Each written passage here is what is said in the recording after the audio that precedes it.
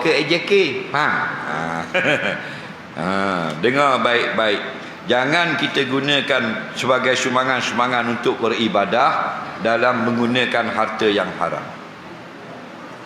Okey, tak boleh. Kerana pernah diminta sumbangan kepada dua orang yang bernama Habil dan Qabil, anak Nabi Adam alaihissalam. Nah, anaknya yang Habil memberi harta yang elok, Allah terima. Qabil memberi harta yang tidak baik, Allah tak terima. Nah, Allah tak terima. Itu daripada ini ulama-ulama berkata memberi sumbangan, sedekah dan sebagainya daripada harta yang haram, Allah tak terima. Nampak? La yaqbalu salata ahadikum bi ghairi tahurin. Allah Taala tak menerima salat kamu tanpa bersuci, wala sadaqah min ghulul, dan tidak menerima sumbangan sedekah daripada harta yang haram. Okey? Walau bagaimanapun, ulama mutaakhirin berkata wang-wang haram yang bukan hak orang, yang tak perlu dikembalikan kepada orang, boleh disumbangkan kepada tabung untuk kegunaan maslahat awamiyah, untuk kegunaan orang ramai, seperti buat tandas, seperti buat jambatan dalam kampung, seperti ada lecah-lecah dalam kampung, kita beli batu untuk tambun jadi lecah. Ada ulama yang membolehkan. Jadi gunakanlah untuk perkara tersebut. Soalan seterusnya, apakah hukum laki-laki kahwin dua tapi tidak bagi tahu isteri pertama? Pula dia kahwin yang kedua tak khabar isteri yang pertama. Hukumnya sah atau tidak? Sah atau tidak akan disahkan oleh hakim. Nampak? Okey? Cuma gini, isteri pertama kita ini dia banyak jasa kepada kita, banyak budi dan pengorbanan. Okey? Contohnya dia sanggup berpisah dengan ibu bapa dia untuk teman hidup kita. Betul tak? Dia sanggup berpisah dengan adik-beradik dia yang dia hidup dari kecil untuk jadi duduk dengan kita. Dia sanggup meninggalkan kampung halaman dia untuk duduk dengan kita. Betul tak? Jadi kalau kita nak berkahwin contohnya, jangan kita nak khabar ke dia, kerana dia orang yang penting dalam hidup kita. Faham? Betul hukumnya sah nikah, tak khabar apa. Tetapi kita tidak pandai membalas budi orang. Kita menyakitkan hati orang. Beritahu, khabarlah ke dia. Nak khabar tu takut. Kalau takut nak khabar, awak tidak mampu, jangan kahwin. Bila kita nak khabar, kita akan berbohong. Betul tak? Hari-hari tipu. Sehari tipu, hari dua hari tipu, 15 tahun nikah. Besar-besar bukit dosa. Banyak menipu, banyak dosa. Man kasural kazbu kasurat zunubu. Barang siapa banyak menipu, banyaklah dosa. Faham lagi? Jadi kalau mu nak nikah, mu khabar dia, yang aku nikah mu 20 tahun dah, aku nak nikah seorang lagi. Kalau mu beri aku nikah, mu tak beri aku tak nikah. Dah boleh? Tak boleh, jangan nikah lagi. Bulan depan khabar pula ada seorang lagi nak aku, boleh tak? Dah boleh, tak nikah. Masuk 3 tahun nikah serabu aku. Itu cara dia. Okey, soalan seterusnya, apakah itu penyakit ain? Ain ini bahasa Arab, bahasa Melayu mata. Apa benda penyakit mata ni? Orang yang matanya ada sinar, iaitu kalau kita tengok mata dia, kita rebah. Faham? Contoh si A ni, siapa tengok dalam mata dia, rebah. Rebah tu makna bukan mati, pesang lah. Faham lagi? Jadi lemah. Kalau tak pesang pun lemah, macam pitang. Faham? Orang tengok mata dia, rebah. Orang tengok mata dia, rebah. Orang begini ada di dalam dunia ni. Berlaku di zaman Nabi beberapa kali. Jadi orang yang mata dia orang tak boleh pandang, dia orang panggil ain. Dia ni ain. Faham?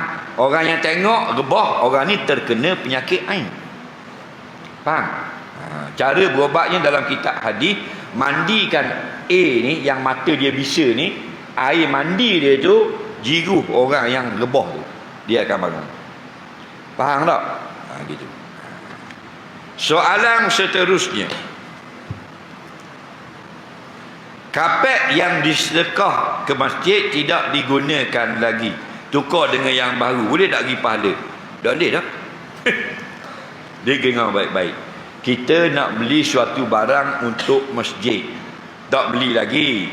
Minggu depan kita nak beli sejadah selah, nak buh di masjid pinjam rendah. Faham lagi? Niat dulu dah. Siapa niat, tulis 1 pahala. Okey, nak tahu pahala. Dapat dah 1 pahala. Apa? Niat nak beli sejadah, nak buh masjid pinjam rendah, 1 pahala. Okey.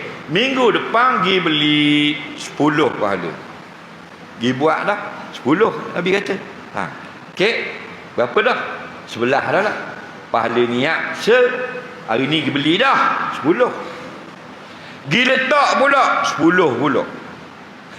Faham lagi? 10 pula pahala. Orang sembahyang tak lagi? Tak lagi, baru letak. Tak ada orang pakai lagi. Malah sekarang orang pakai 10 sampai 700 kan dia.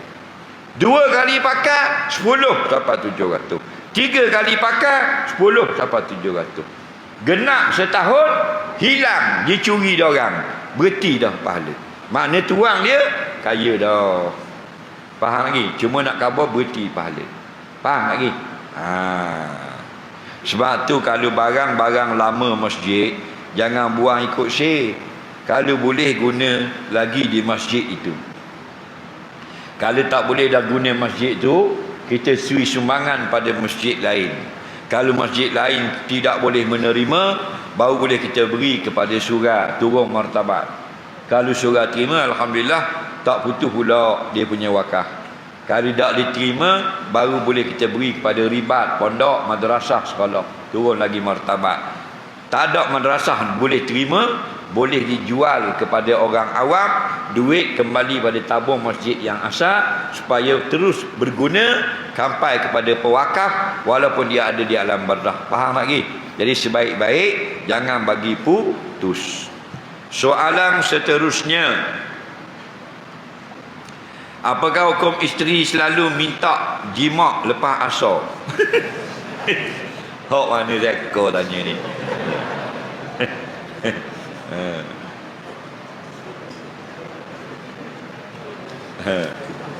Siapa tanya? Bangun, aku nak selfie dengan dia. Biarlah, jangan malu. Innallaha la yastahi minal haq. Allah Taala tidak segan kalau menceritakan perkara yang benar. Tanyalah. Okey. Isteri ini minta lakukan hubungan dengan suami setiap lepas asar. Jawabnya benda itu bukan masalah. Faham lagi? Kerana itulah antara hikmah perkahwinan, dapat kita menunaikan hajat yang ada dalam hati suami dan isteri. Allah berikan kita ni roh dan jasad. Dan nafkahnya ada 2, nafkah roh, nafkah jasad. Roh itu makna batin.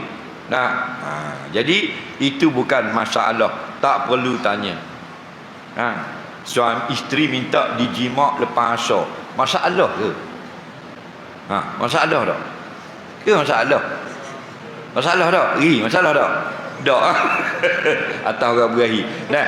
Nampak? Tidak masalah. Okey. Yang masalahnya setiap lepas asar isteri minta belikan gelang baru. Tu baru masalah. Rohoklah kita. Faham? Nak cari duana piti. Main 800 sekali beli nak. Ini benda percuma. Apa tujuan nikah? Litaskunu ilaiha. Dia minta lepas asar, lepas asar. Kena balik bonus tu 2 kali. Faham? Minta lepas isya, lepas isya. Faham? Yang terganggunya kita masa kerja. Tengah kerja suruh balik. Faham? Kita tengah lenyek minyak tak nak buat jalan. Faham? Balik. Balik. Tak balik aku bunuh. Rohok kat kita. Tak? Jadi tak ada masalah. Layanglah. Tak? Biar serimu suka. Biar dia rasa gembira. Biar dia rasa seronok. Nah, itu semua benda nikmat yang dihalalkan syarak. Soalan seterusnya, Suami selalu buat kerja amal gotong royong di masjid, tapi masalahnya kalau balik kena marah di bini. Berdosa tak bini? Bini berakhir marah lelaki. Faham? Salah siapa? Balik di rumah bini mesti marah. Jalan mama. Baru nak letak motosikal. Faham? Tak pandai duduk di rumah dah. Pening tak kepala lelaki? Salah suami. Apa salah suami? Siapa suruh mencari bini kita? Nampak? Kan Nabi kata inkahul waduda, kahwinlah dengan perempuan yang sangat sayangkan suaminya. Betul tak? Kalau dia sayang suami, dia tidak sakitkan hati suami. Dengar baik-baik. Al-Imam Az-Zahabi sebut dalam kitab Al-Kabair, ada 4 jenis perempuan ahli neraka. 4 jenis isteri ahli neraka. Makna ahli neraka, member of the hell.